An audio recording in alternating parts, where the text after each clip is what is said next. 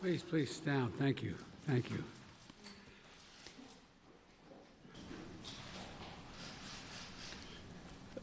Then, on a related note, have you decided whether you are going to run for re-election in 2024? You haven't set up a re-election campaign yet, as your predecessor had by this time. My predecessor needed to. My predecessor. Oh, God, I miss him. Have you? No, the answer is yes. My plan is to run for re-election. That's my expectation. You also just made some news by saying that you are going to run for re-election. I said that is my expectation. So is that a yes, that you are running for re-election? Look, I don't know where you guys come from, man. I've never been able to travel. I'm a great respecter of fate. I've never been able to plan 3.5 years ahead for certain. And if you do run, will Vice President Harris be on your ticket? I would fully expect that to be the case. She's doing a great job. She's a great partner.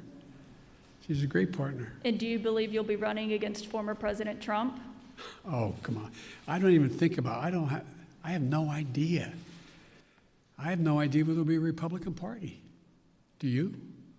I know you don't have to answer my question, but I mean, do you? I mean, look, this is the way I view things. I become a great respecter of fate in my life.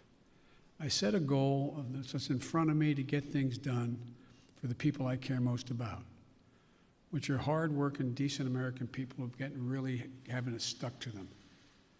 I want to change the paradigm. I want to change the paradigm.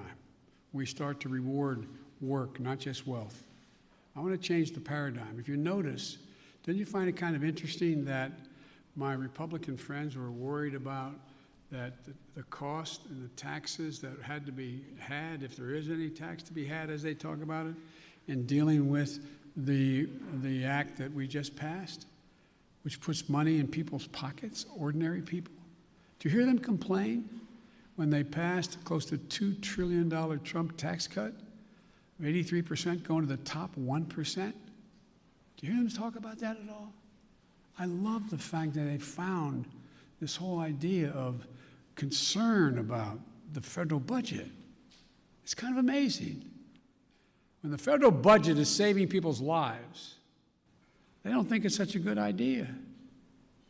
When the federal budget is feathering the nest of the wealthiest Americans, 90 of the Fortune 500 companies making billions of dollars, not paying a cent in taxes, reducing taxes to the point that people who are making, if you're a husband and wife, a school teacher, and a cop, you're paying at a higher rate than the average person making $1 billion a year is. Something's wrong. Their newfound concern. I'm concerned. Look, I meant what I said when I ran, and a lot of you still think I'm wrong, and I respect that. I said I'm running for 3 reasons: to restore the soul, dignity, honor, honesty, transparency to the American political system.